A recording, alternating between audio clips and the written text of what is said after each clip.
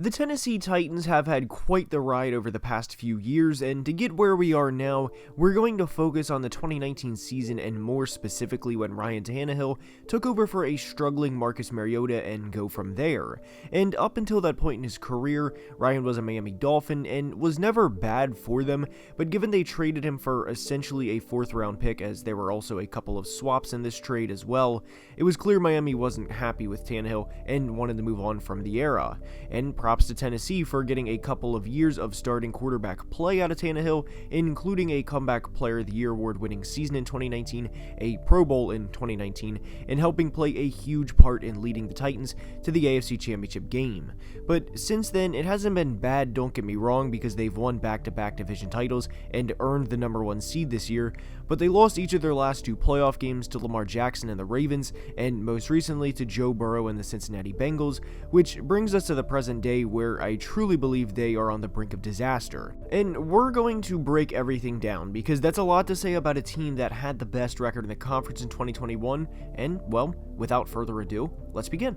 When looking at the Titans' most recent playoff game, the 19-16 loss to the Bengals, if you're a Titans fan, I don't know how you left this game and not think we blew a huge opportunity and we pissed this game away, as the team nearly killed Joe Burrow as they sacked him 9 times, and not only did they do that, but they held Cincy to an average of 3.6 yards per rush, in addition to 9 sacks, for a total of 68 yards lost on those plays. Yes, Derrick Henry was coming off of an injury, but these are the games you pay Ryan Tannehill to win, and he finished the day with a 15 for 24, 220-yard stat line with 3 interceptions. Again, on their home turf as the number 1 seed and as the only team to get a bye week in the AFC. This cannot be stressed enough. And back in 2019, when the Titans made it to the AFC Championship game and had the double-digit lead on the Chiefs, everything at the time was good because the thought process was, look, we ended the Patriots dynasty and beat the best team in the league, and handedly at that, during the playoff game against the Ravens, and within the Ravens game, Derrick Henry pushed Earl Thomas in his back and had him spinning around, and it became a meme at the time. Those 2 weeks for Titans fans truly could not have been better. I mean, I guess it could have a couple weeks later had they won the Lombardi, but you get where I'm coming from here. And I don't fault Tennessee for losing in Arrowhead Stadium the year the Chiefs won the Super Bowl, as I'll be the first to admit, while happy for their team's success, I didn't think they were going to go to the AFC Championship game that year. And for any of the concerns there were entering 2020, like they were a fluke team, which for a team in Tennessee that had been to the playoffs once since 2008 prior to that magical 2019 run, I mean, Titans fans, you guys had to know the questions naturally were going to come.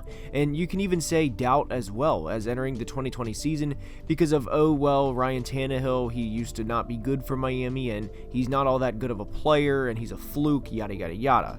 But in 2020, they started out 5-0, which included a 42-16 whooping on the Buffalo Bills, coming off of their bye week, then had over 600 yards of offense the next week against the Texans, in a game where, and this is not me misstating this information, I want to clarify before saying this, in a game where Ryan Tannehill threw for over 360 yards and Derrick Henry ran for over 210 yards.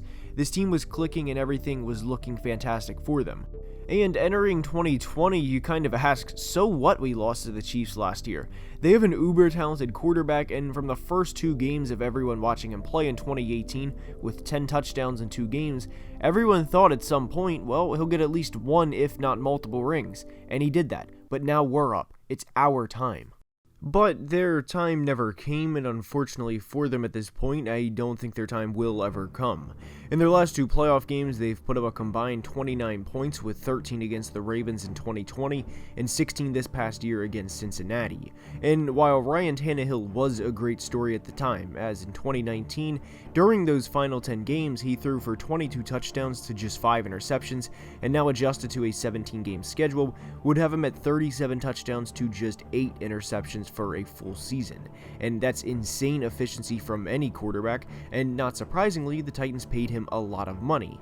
And I've never addressed this on the channel before because it's really never came up, but I will now. I don't blame them at all for paying him, and as a matter of fact, they had to. What else were they going to do at that point in time? What, trade for Joe Flacco? And and hope he can spark a fire in the team like Ryan did? No.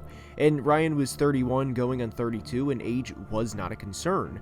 And we hear all the time about how players sometimes need a change of scenery, and let's be honest, through the shit he dealt with in Miami, he was never in a great situation there, and Ryan, really not surprisingly, played astronomically better with a good set of coaches and players around him.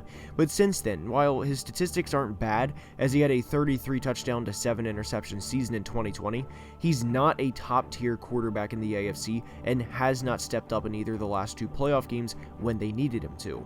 He threw 3 interceptions this past year against the Bengals and threw a game-sealing interception to Marcus Peters the year before when given the chance to lead a game-tying, or depending if the Titans may have went for 2, potentially game-winning drive. In the NFL of all leagues, the window to win a Super Bowl is very thin, and the Titans, at least it looks this way more than ever it has before, have missed their window.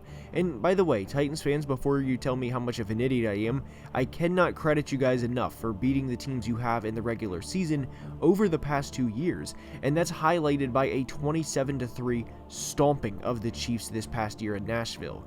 Titans haters likes to get the jokes in about losing to Zach Wilson and the Jets back in week 4, but they never realize what the Titans did in response to that. They won 6 straight, and within that streak, they beat the Bills and Chiefs in back-to-back weeks and held boy wonder himself, Patrick Mahomes, to 3 points, the lowest in his career. They also ended the year winning 4 of 5, including a huge win over the San Francisco 49ers and a throttling of, at the time, the red-hot Miami Dolphins by 31 points. The Titans are by no means a bad regular season team, but when push comes to shove, they have not finished the job in either of the last 2 postseasons. And this next part goes back to the title of today's video as why they are on the brink of disaster. The AFC is loaded beyond measure, and by the way, I'm not going to sit here and act like I think the Jags are making serious strides in 2022 and think Trevor Lawrence will have them go 13-4, because I do not, and as a matter of fact, I think the Titans win the AFC South again, but at some point they're more than likely going to have to go play at Buffalo, at Kansas City, at wherever, and I simply don't think they can get the job done, not once, but twice in a single postseason now. 3 years ago was much different, but for a team that's put up 29 points in their last 2 playoff games, I don't buy it. And as I record this, the draft is a couple of days away, and the Titans have the 26th pick in the first round. And what I want to emphasize here is Mike Vrabel is one of the most intelligent coaches in the NFL and is fully aware of everything regarding his football team. They will still owe Tannehill $18 million in 2023, but after that they can cut him loose. So in a lot of ways, Ryan is playing for his job this year because of the lack of long-term job security. He'll be 34 at the start of the season and did not have a great 2021 season. His weapons certainly weren't the best, as A.J. Brown missed some games and Derrick Henry did too, and look, I get it. But it wouldn't surprise me if the Titans aren't at least looking for quarterbacks in this draft class, and if he starts to slip someone like a Malik Willis, knowing full well he'd have a redshirt year behind Tannehill in 2022. I don't think that's set in stone by any means, but to me they are a sleeper quarterback team. They also have to pay A.J. Brown if they want to compete in the AFC, as we saw what happened last year when they didn't have him, and it wasn't pretty. And for the Titans' long-term plans, Derrick Henry also has to be taken into account. It may not seem like he's been in the league for a while, but believe it or not, he is entering his 7th year in the NFL this fall, and as unfortunately 2021 showed, he won't stay healthy and will not play forever. He's 28 years old, and I don't want to say a backup plan for him has to be taken into account, but if you're the Titans, you can't be careless with a backup running back, throw caution to the wind and say, we're fine, and Derrick will play until he's 35 and never have another injury. So with the combination of a quarterback who's underachieved in the last 2 postseason games he's played in, combined with the fact he was in some ways lightning in a bottle, and a running back who is entering year 7, who has an enormous workload history which dates back to high school when he carried the ball over 300 times in every single season and over 450 times in his senior year of high school, you have to have a good backup at some point in time. And by the way, just for clarity, I'm not suggesting a rebuild because they're in what I would consider the most winnable division in football every year. I just don't think they're going to win a Super Bowl with the roster they currently have unless they do something extremely ballsy like a Rams-style trade, and even then, it is a huge gamble. They're not a mediocre team by any means, and 3 straight playoff appearances show that, but with how much the AFC improved and aging with the team and the noise about A.J. Brown's contract, I don't like the long-term outlook for the Titans at this point in time. But if they prove me wrong and Ryan Tannehill becomes a Super Bowl champion winning quarterback, man, good for him, and he would certainly have earned that. But I am concerned they won't have enough to get over the hump. That is, not one team, but the entire AFC. And with that being said, that's all I have for today's video. I hope you enjoyed, and if you did, now is the time I ask you to please leave a like and subscribe to the channel, because it would truly mean the world. And until next time, as always, please be safe, and have a great day. Love you guys.